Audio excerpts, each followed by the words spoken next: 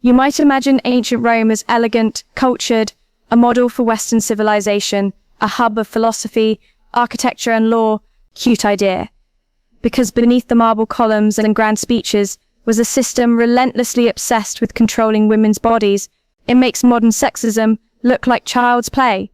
In Rome, a man could legally rape a woman and claim it was devotion. A father could kill his daughter for losing her virginity and be celebrated for it. Slave girls were bred like livestock. Virgins were buried alive, and all of it fully legal.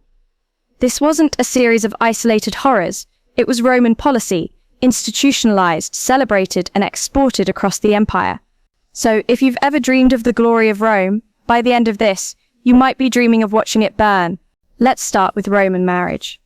You'd think it was about love, family, or political alliance. Wrong. It was more like a property contract, only with more sex expectations and far fewer personal rights. A Roman woman didn't just marry her husband, she became his legal property.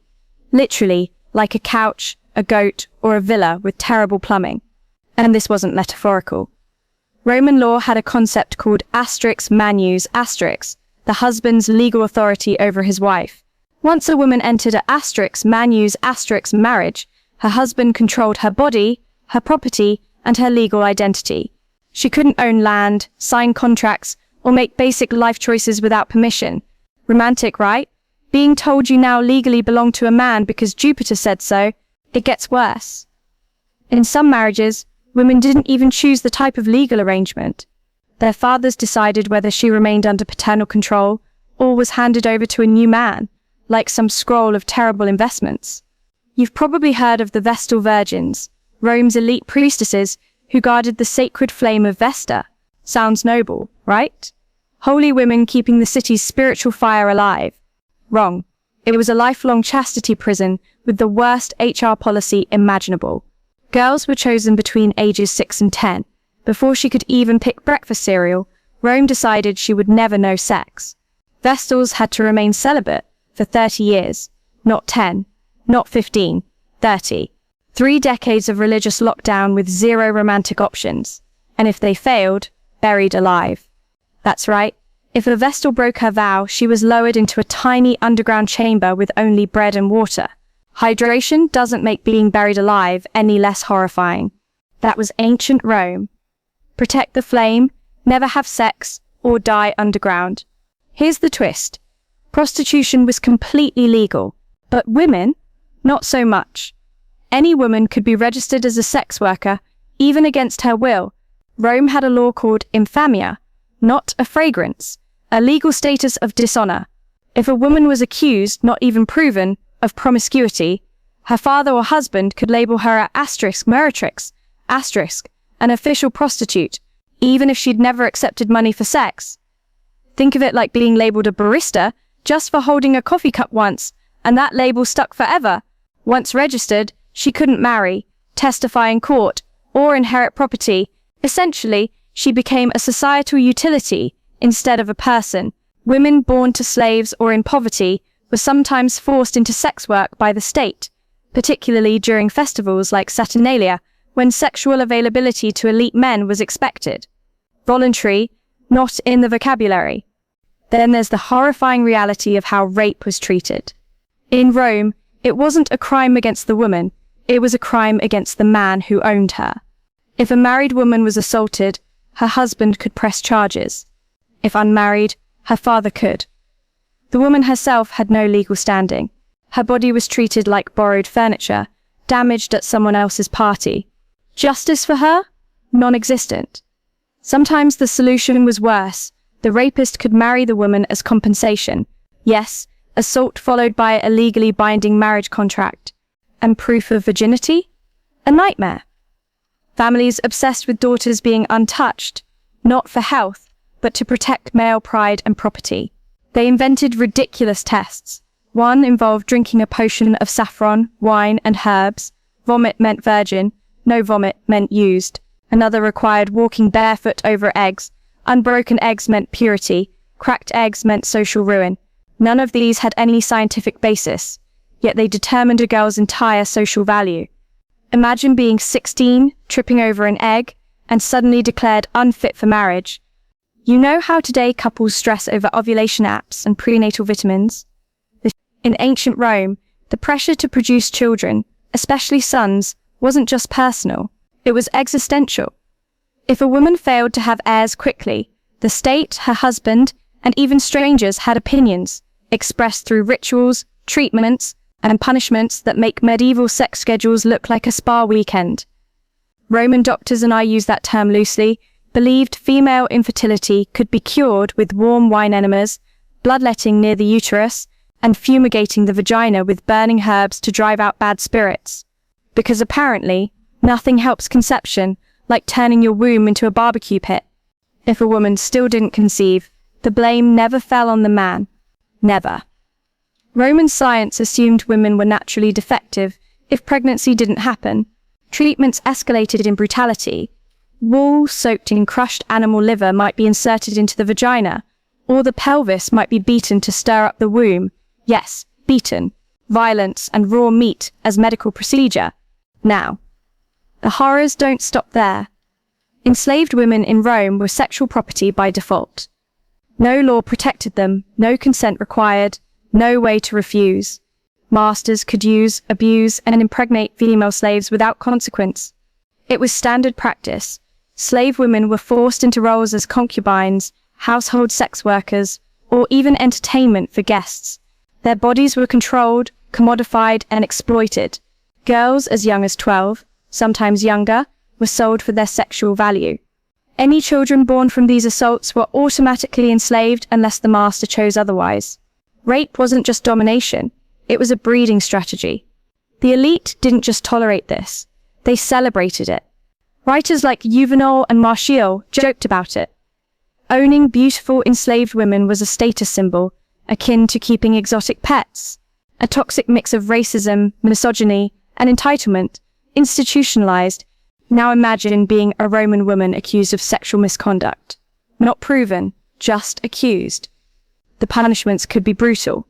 One of the most infamous was damnatio ad bestias condemnation to the beasts, usually for criminals, but sometimes used on women labeled adulterous or promiscuous. They were stripped naked, tied up, and thrown into arenas to be mauled to death by wild animals, all for public spectacle.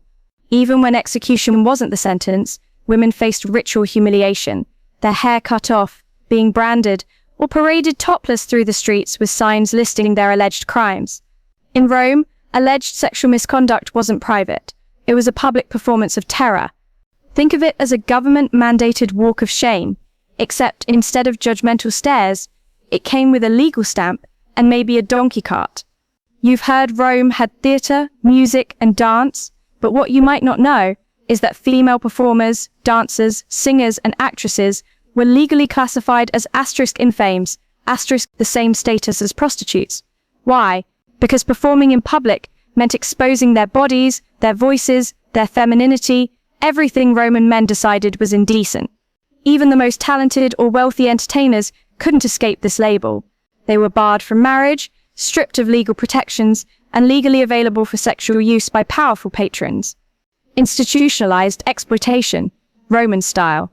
Then there were the gladiatresses, real female gladiators forced to fight in skimpy armor for male entertainment.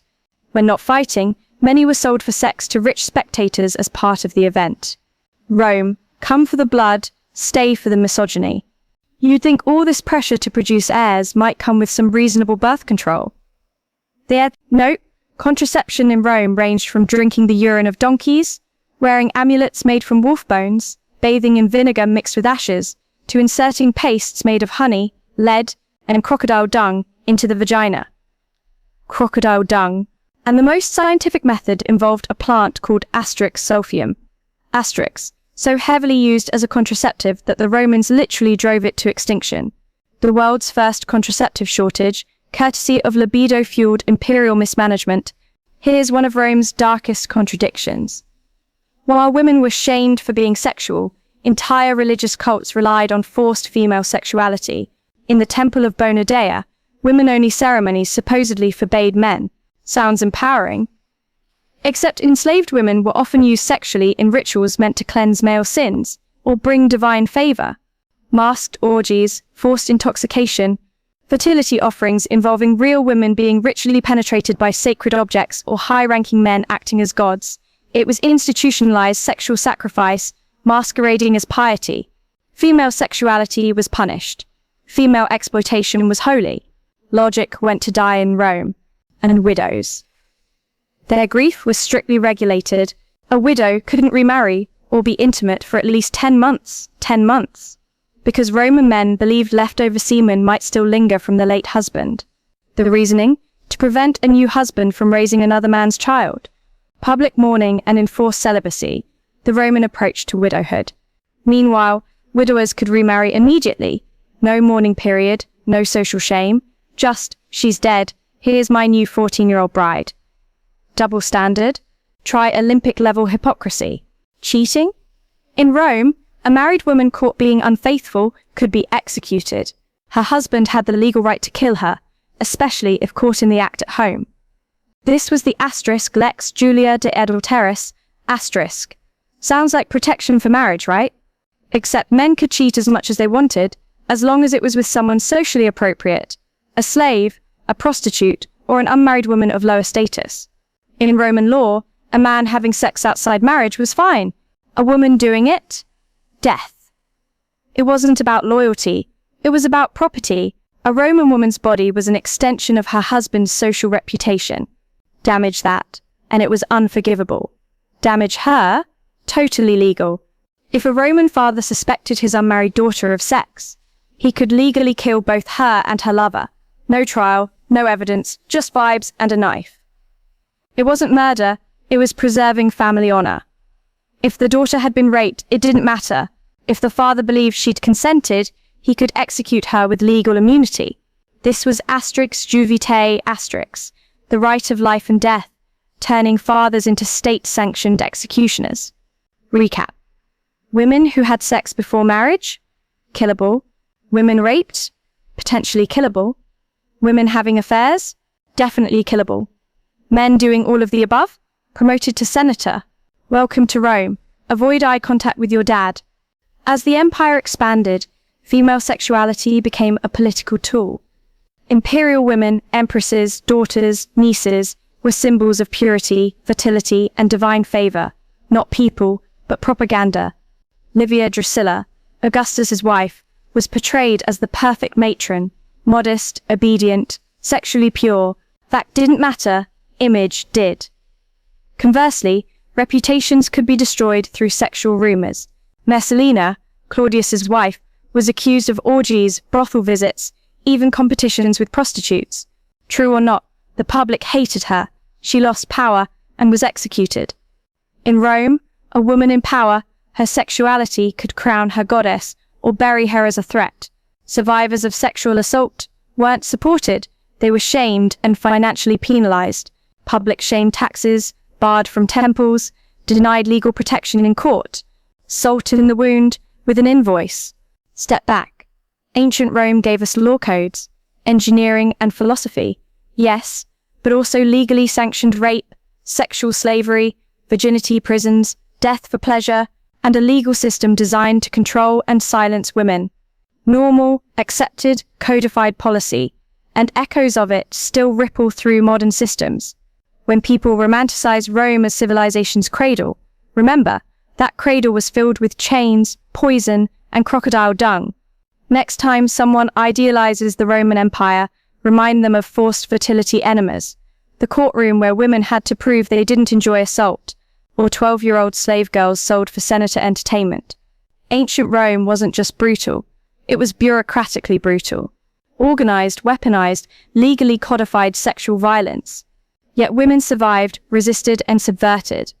Not because the system wanted them to, but because women always find a way to exist despite attempts to erase them.